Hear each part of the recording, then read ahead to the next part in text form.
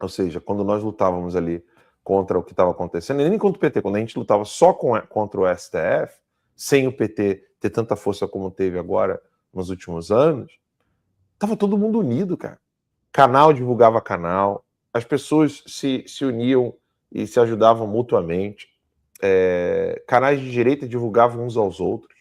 De repente, quando o STF, junto com o PT, ganhou mais força após 8 de janeiro, uns entregaram uns aos outros. Eu vi vídeo do Kim Kataguiri falando contra Alexandre de Moraes, dando uma de homenzinho, brabão. Olha, você que está em casa nos assistindo, se você não sabe, o Kim Kataguiri queria... É bom vocês saberem disso. O Kim queria minha prisão, pedindo ao Alexandre de Moraes. O Renan Santos, idem. Eles pediram a minha prisão, sem crime. Eles marcavam o Alexandre de Moraes no Twitter para que ele me prendesse. Esse é o pessoal que agora, em ano eleitoral, está fazendo o quê?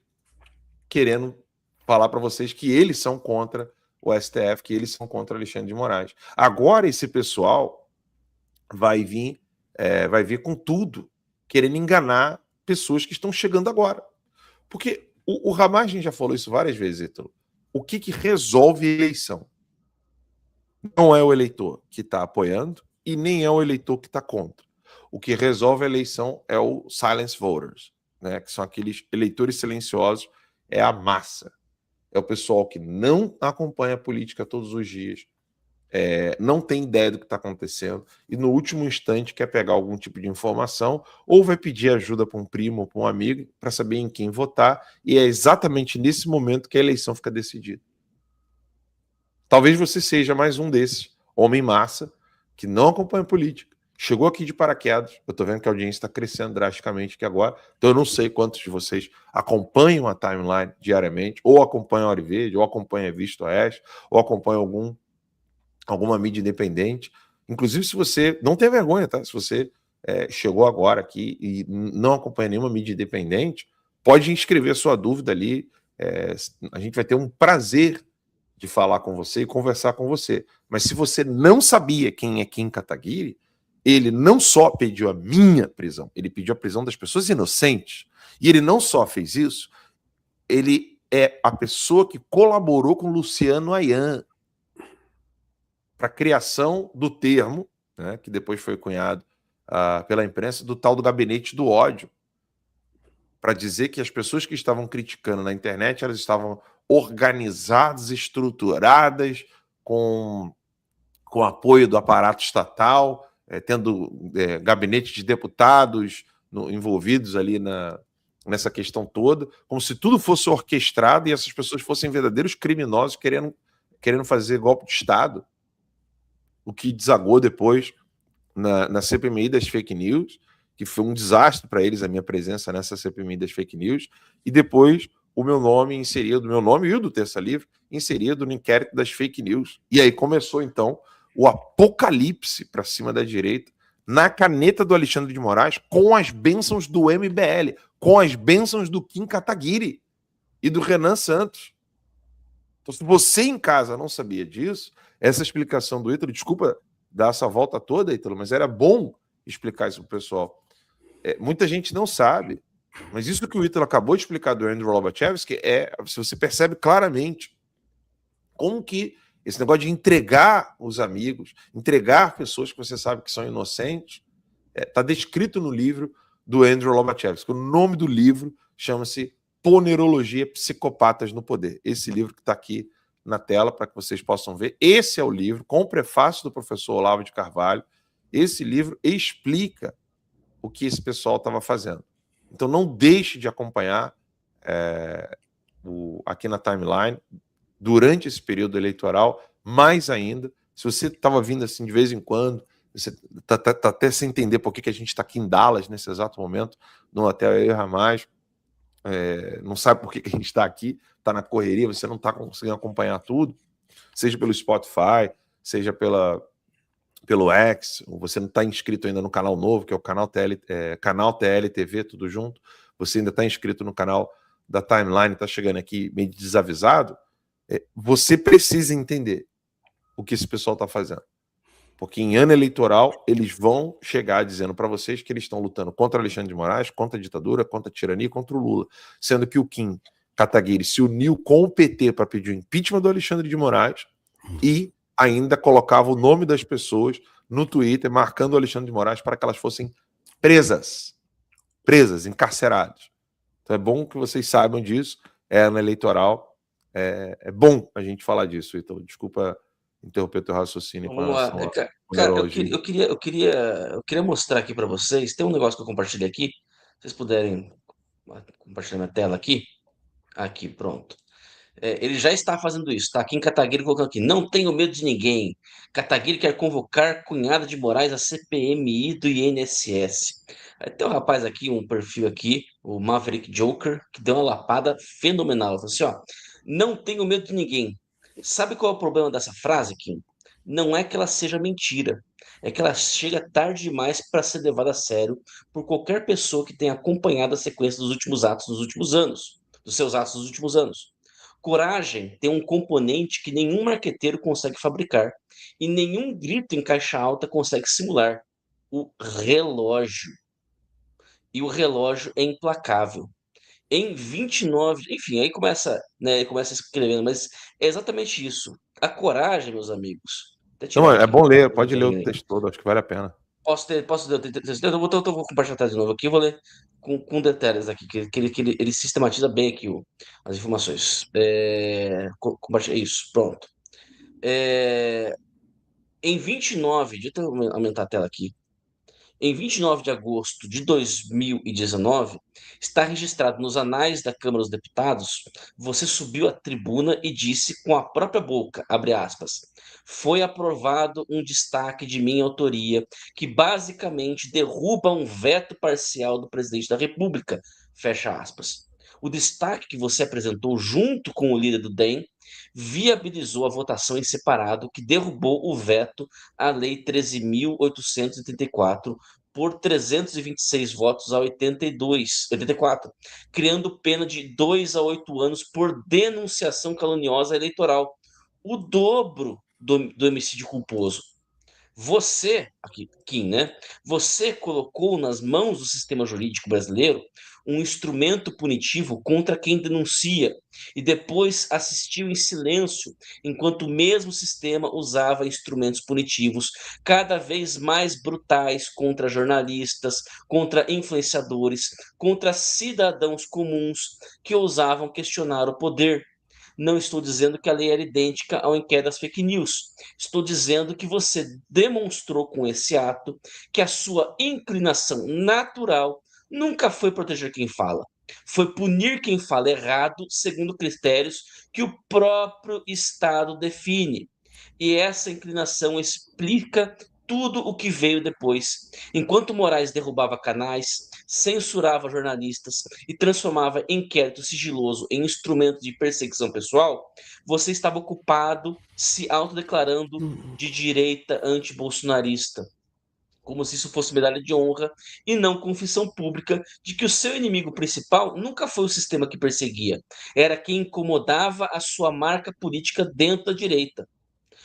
Cada vez que você atacava quem denunciava os abusos do STF, cada vez que chamava de radical quem pedia impeachment, cada vez que fornecia a narrativa de que questionar o Supremo era antidemocrático, você dava ao sistema exatamente o que ele mais precisava: legitimidade vinda de dentro do campo adversário. Um editorial da Folha contra a direita vale pouco, porque todo mundo sabe de onde vem. Mas quando alguém que se diz de direita repete a mesma narrativa, isso vale ouro, porque neutraliza a resistência interna e isola quem luta. Você fez esse serviço de graça durante anos, Kim, e fez com convicção ou com cálculo, tanto faz, porque o efeito prático é o mesmo. E agora que o Banco Master escancarou O que qualquer observador atento já sabia, que Moraes trocava mensagens com o banqueiro fraudador no dia da prisão, que a esposa dele embolsa 129 milhões, que 35 senadores de 9 partidos assinaram a CPMI, que impeachment foi protocolado, que a convocação para depor cara a cara já está na mesa. Agora que o custo político de atacar Moraes caiu a zero e defender Moraes virou suicídio eleitoral, agora você aparece com letras garrafais gritando que não tem medo de ninguém e que vai para cima de todos. Olavo identificava esse fenômeno com uma clareza que cortava como navalha. Em toda crise existe o sujeito que passa a guerra inteira calculando e no dia em que a vitória se torna inevitável, aparece na linha de frente com um fuzil que nunca disparou, reivindicando o heroísmo de quem sangrou de verdade. Esse sujeito é mais nocivo do que o inimigo declarado, porque o inimigo declarado, pelo menos você sabe onde está. Esse se infiltra entre os vencedores e corrompe a vitória por dentro, transformando em capital político próprio o sacrifício que outros fizeram enquanto ele assistia de camarote. Você não entrou na política para combater bandido nenhum. Você entrou para construir uma marca. E a marca sempre ditou cada posição que você assumiu. E a internet, Kim, essa mesma internet que você agora usa para gritar em caixa alta, é a mesma que guarda cada vídeo, cada entrevista, cada discurso do plenário, cada destaque apresentado, cada posição tomada e cada silêncio calculado. Nada desaparece e nenhuma quantidade de letras garrafais reescreve o que o relógio já registrou. Tá aí. Olha, foi uma lapada, só que ainda faltou ainda o Luciano Ayan, pedofilia Faltou, encontrada no não, faltou, não. computador. O que faltou dava um livro. Dava um livro, dava um livro. Dava um livro. O que faltou. Gente, quando começaram a abrir a caixa preta do MBL, meus amigos, é que o MBL, hoje em dia, ele não merece uma caixa preta. Ele não tem a relevância, né, para merecer aí um dossiê que seja, né? Mas a hora, se um dia ele chegar a esse ponto, meus amigos, vai ser o maior voo de galinha da história. Porque o que esse povo tem de sujeira, e muitas delas que eu e o Alan testemunhamos no surgimento do MBL, que o surgimento do MBL, Porque fomos quem contra, fundou o né? MBL, que é o Paulo Batista, deixar bem claro aqui, quem fundou o MBL, que é o Paulo Batista, é um puta cara. Rapidinho, prestem muita atenção nisso que o Ítalo vai falar, desculpa, Ítalo. Prestem muita atenção, porque quem é antigo, o Assis, o pessoal que está aqui, galera das antigas, do Terça Livre, sabe de tudo isso. Mas talvez você que tenha chegado agora não saiba o que verdadeiramente era o MBL, por que ele ganhou força, como ele cresceu e como ele foi cooptado e sequestrado por Renan Santos e Kim Kataguiri. Ítalo, por favor, eu quero que isso vire corte para o pessoal poder saber direitinho o que era o MBL, por que ele ganhou força entre os jovens e como ele foi cooptado, porque pouca gente sabe disso e a gente fala disso desde 2014. Perfeito. Desculpa, eu tive que ouvir um áudio da minha mãe aqui. Me fala de novo. Não, só para você narrar de novo, porque o pessoal, eu quero que faça um corte disso. Você explicar como o MBL começou, por que ele ganhou força e como ele foi sequestrado por Renan Santos e Kim Kataguiri. Vamos lá. Como é que ele começou? O MBL começou. Bom, para quem vamos fazer uma digressão um pouco mais antiga, né? Como é que os movimentos de rua começaram? Começaram lá em 2013, né? Com as chamadas jornadas de junho. Aí, porra, dá para fazer uma análise, dá para fazer alguns programas a respeito disso, né? Mas quem se lembra dessa época, né? Teve aquelas manifestações. E nessas manifestações, que originalmente era uma manifestação, eram manifestações da esquerda, né? Essas manifestações foram, não digo cooptadas, né? Mas porque não tem como cooptar sem algo central, né? Sem um comando central, mas simplesmente a população, que não era a direita, né? Nesse momento, né? Era simplesmente a população decidiu, vamos para a rua também e vamos pedir o que a gente acha. Só que o que eles acham era totalmente o oposto daquilo que a esquerda estava querendo que eles achassem, né? Então começaram a pedir privatização, começaram a questionar o governo Dilma, começaram a fazer um monte de coisa que não era a ideia. A Dilma tinha proposto ali já estava na gaveta já uma constituinte exclusiva, que era golpe de Estado, Não tem outra leitura que se possa fazer daquele negócio, né? Era uma proposta de golpe de Estado, de fato. Viu que, opa, não foi pro lado que eu queria, já tirou essa história da Constituinte para trás, e enfim, o resto, né? Muita gente conhece, virou algo já tradicional da direita, ou na anti-esquerda, como você quiser, né? Naquela época ainda a massa estava meio amorfa ainda, né? Mas virou algo tradicional ir para a rua protestar, né? É, no final de 2014, houve a reeleição da Dilma, uma reeleição estranha, mas que era uma eleição que estava ali Dilma e Aécio, né? Então era mais do mesmo, né? 2014, ainda o Teatro das Tesouras acontecendo, né? E enfim, em algum momento surge, agora não vou saber exatamente precisar em que momento, mas no final de 2014 surge o MBL, o Movimento Brasil Livre.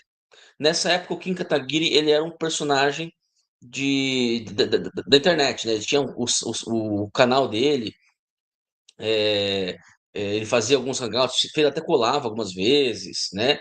Já estava colando lá com a figura do Olavo, mas era um cara que sempre falou de economia, não falava de outras coisas, não falava de conservadorismo. Tanto que teve momentos em que ele apareceu no Pânico lá do Emílio Surita, e ele destaca, ele falou assim, não sou conservador, eu sou liberal, né? Ele deixando bem claro. Então, a linha dele era o liberalismo. Nessa época, quem criou o MBL, o Movimento Brasil Livre, foi um cara chamado Paulo Batista. Paulo Batista é um cara muito liberal, né, na economia, um cara manja muito da economia, porém é um cara que é um cara conservador, é um cara do nosso time, né? Eu gosto Filho muito de do Paulo Batista. pastor, evangélico, cristão. Exatamente, um cara cristão, um cara conservador, acho que ele não é pastor, mas ele fala na igreja dele, enfim, Não, o pai dele era pastor. O pai o dele pai era dele é pastor. pastor, acho que o pai dele é pastor, exatamente, né? E aí o MBL surgiu nesse ambiente, né, com o Paulo Batista. E estava muito bem, né? Obviamente o Paulo Batista, né, começou a angariar outras pessoas dentro do MBL, o MBL começou a, a, a crescer, né? Teve ele cresceu bastante no Nordeste também, eu lembro dessa época, né? O MBL do Nordeste cresceu. Em algum momento, e aí eu não me lembro, eu vou dizer para você que eu não me lembro exatamente a explicação, mas o Paulo Batista ele foi retirado pelo Renan Santos e o Renan Santos e o Kim Kataguiri tomaram o MBL. Eu Tomando o posso, eu MBL, posso, eu posso só relembrar como que foi isso diga, aí? diga. Eles faziam um trabalho na periferia para ensinar jovens como criar pequenos negócios e lutar contra a força do Estado, ensinando sobre teoria de mercado, ensinando os jovens o porquê que a economia liberal era tão boa. Só que o Paulo Batista fazia campanha pró-vida. E aí isso foi inadmissível para o Renan Santos e para o Kim Kataguiri. E essa foi uma das maiores tretas deles com a gente, lá em 2015, porque nós queríamos falar do Foro de São Paulo e da Agenda Pró-Vida nos caminhões das manifestações. Eu estive, por exemplo, junto com outras pessoas, à frente da primeira manifestação do MBL no Rio de Janeiro, dia 12 de março, 12 ou 15. 12, não lembro se foi 12 ou 15 de março Dia de 15, 2015. 15 de março. 15, né? Então, 15 de março de 2015, eu estava no caminhão. Foi de lá que eu soltei o grito que depois espalhou pelo Brasil inteiro. A nossa bandeira não será, a nossa bandeira jamais será vermelha, e eu vim de graça. Porque eu falei, pessoal, tô vindo lá de Morro Agudo, Nova Iguaçu. Eu morava em Comendador Soares, Nova Iguaçu, conhecido como Morro Agudo. E eu falei, ó, eu vim de graça. Quem mais veio de graça? Aí a gente gritou e ficou aqui, o Brasil inteiro gritando, né? Eu vim de graça e a nossa bandeira jamais será vermelha. E aí, nessas manifestações, quem era aluno do Olavo estava proibido de participar depois dessa primeira manifestação, porque a gente falava do Foro de São Paulo e da Agenda Pró-Vida. E isso foi inadmissível, inclusive essa Agenda Pró-Vida do Paulo, que não é o Paulo Figueiredo, tá, pessoal? Paulo Batista. Ele, sim, fundador do MBL, foi retirado pelo Renan Santos e pelo Kim Kataguiri, sobretudo, acho que o Kim ainda era bem menininho, o Renan Santos é quem realmente tomou a frente e roubou o movimento do Paulo. Perfeito. E aí, em algum momento, né, o Kim começou a se projetar, né? É a história da marca, né, que o texto falou, né? Porque ele começou a se promover pessoalmente, e exemplo de promoção pessoal é a tal daquela marcha pela liberdade, né? Que você tinha a população engajada nas ruas, já se organizando nas ruas mesmo, né?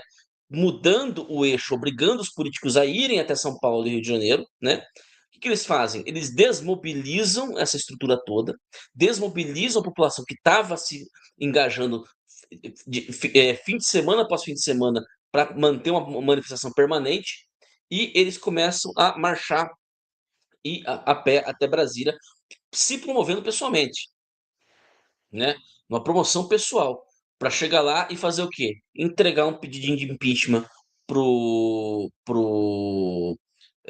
Eduardo Cunha, que obviamente sentou em cima, mas naquele momento, aí você teve revista procurando Kim, colocando a revista internacional, acho que a Times fez uma reportagem sobre o Kim Kataguiri, né? O jovem que comanda as multidões do Brasil, né? Sabe, um negócio assim esquizofrênico, né? Esquizofrênico, os caras acharem realmente que o povo estava indo para rua porque o Kim pediu. Sabe, um negócio assim maluco, realmente maluco, né? Mas é nesse momento que aí o MBL se consolida, né? E começa a se consolidar como uma disputa com o Jair. E eles não, eles, em momento algum, dali para frente, essa mentalidade de nós somos a verdadeira direita e o Jair Bolsonaro está roubando nosso protagonismo, se instalou no MBL de um modo que até hoje não saiu. E não vai sair nunca, porque é do caráter deles. Até hoje, o Kim quer, porque quer, o Kim Kataguiri, o Renan Santos, eles querem, o sonho deles é que o partido deles, o Missão, etc., né, seja o partido da direita do Brasil. Né? Ou seja, ocupe o lugar que o Jair Bolsonaro ocupou. Óbvio que não vai acontecer, mas é só para explicar para vocês o que explica, né, essa hostilidade que quem tem com o Bolsonaro. É por causa disso. Em algum momento, ele queria ele ser o Jair Bolsonaro, o cara que arrastava multidões. Ele acreditou que era ele. Ele acreditou que era ele, né? E quando a realidade bateu a porta, ele não se conformou.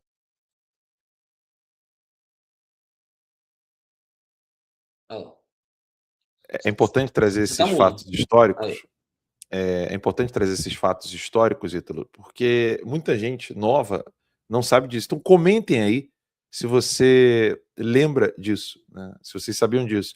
E detalhe, tá? Porque daria uma live só sobre isso, tá? Essa marcha que o MBL fez, eles pediram ajuda do Olavo por meio deste que vos fala. E aí eles não haviam dito que era marcha.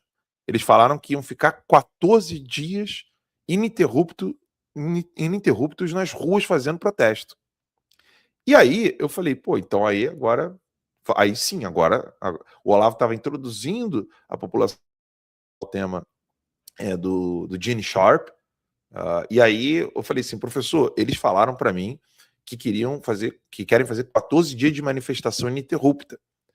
Eu achei isso aí maravilhoso, o professor Olavo também gostou. Aqui, ó, alguém lembrou aqui, ó, galera das antigas aqui, ó, eu lembro. Muito bom, muito bom. Aqui, ó, raio privatizador. Galera lembrando aqui, ó, Ítalo, ó, a galera das antigas aqui, ó. Eu lembrava, apenas não é do Paulo Batista, o raio privatizador. Porque foi o Paulo quem começou esse trabalho. Aqui, ó, eu não sabia dessas informações do MBL lixo. E aí, a marcha, eles, então, iludiram a mim e o professor Olavo, dizendo que iam fazer 14 dias de manifestações ininterruptas, e eu digo para vocês, qualquer pessoa que virar para mim agora que falar, nós vamos fazer 14 dias de manifestação ininterrupta, eu vou apoiar, porque, pelo amor de Deus, é tudo que a gente precisa. E eles inventaram que iam ficar 14 dias de manifestação ininterrupta, eu achei aquilo maravilhoso, o Olavo também gostou, e eles mentiram que ia ser manifestação ininterrupta, e ao fim era uma marchazinha, michuruca, caminhando até Brasília. E aí o Olavo virou para eles e falou assim, olha, já que vocês estão fazendo essa merda dessa marcha, pelo menos quando chegar lá, Não aceitem que os políticos convidem vocês até o Congresso e vocês vão lá dentro. Faça o político sair do Congresso para falar com vocês do lado de fora. Eles não ouvirem nada do que o Olavo falou e o resto é história. Então é bom você em casa que está nos assistindo, que não sabia dessa história toda do MBL, agora você sabe quem é o Partido Missão, você sabe quem é o MBL, e não vai ficar enganado, né, Ítalo? Tá mudo, Ítalo. Opa, perdão. Eu espero que não se engane, né? Espero que não se engane, espero que, né? Porque assim, são coisas, são detalhes, mas eles são só para substanciar uma impressão que você já tem que ter, né? Você tem que olhar para o que olhar para essa situação, né? Enfim, né? E ver quem é quem é o Kim Kataguiri, mesmo sem essas informações, né? Não é possível que você acompanhando a fala do Kim, né? Os atos políticos do Kim, você não perceba isso, né? Mas é isso aí. Deixa eu colocar um ponto nessa questão. Realmente, as manifestações de 2013 foi um marco, foi um movimento apolítico. A política queria entrar e tomar para si muito mais PT e PSDB e eram enxotados. Isso foi levando realmente, né? Havia a questão completa de tirar esse ranço político que já estava acostumado, vinha ainda a questão financeira, né, a corrupção financeira que foi levada a demonstrar que quem é que falava sozinho na Câmara dos Deputados, o baixo clero. O mundo, o Brasil se virou pelas necessidades, não foi Jair Bolsonaro que se adaptou à necessidade que se apresentava, não. Todos os pleitos de Jair Bolsonaro, o pleito cristão, o pleito de defesa da família, de segurança pública, de um país próspero, economia aberta, estavam ali em Jair Messias Bolsonaro. Então, nesse momento dessa manifestação apolítica, infelizmente, muitos aproveitadores apareceram para entrar realmente no cenário político. Foi o PSL de 2018. Quantos traidores nós tivemos notícias? As pessoas podem listar aí, são vários, desde o Frota, ali com quem mais? Diversos ali, passa pelo Moro, passa por diversas pessoas foram aparecendo. Então, nessas eleições, a Joyce, nessas eleições, nós temos que estar muito atentos, porque vai chegando o ano eleitoral, os aproveitadores vão aparecendo. E cada vez mais os pleitos da direita conservadora, da direita bolsonarista, muita cautela na questão plenamente liberal. A questão liberal não são os liberals dos norte-americanos, mas também a doutrina liberal, a gente sabe, em sua maioria, acaba se colocando em cima do muro, quando aperta eles caem para a esquerda. Então tem muita questão da doutrina de mercado, a gente deseja, o lado conservador deseja preservar a liberdade, é onde os liberais se escoltam. Então ali que há algumas diferenças que dá aqui uma grande aula também, para se dizer onde a gente quer conservar todos os nossos valores tradicionais, ainda mais de liberdade, com muita proteção ao que a gente conquistou a partir de lá. Então, a gente tem que estar muito atento nessas eleições, nesse pleito eleitoral, ao lobo em pele de cordeiro. Eu trago aqui de volta a questão do senador Alessandro Vieira. É exemplar a questão do Alessandro Vieira. Como senador, ele tem mandato de 8 anos.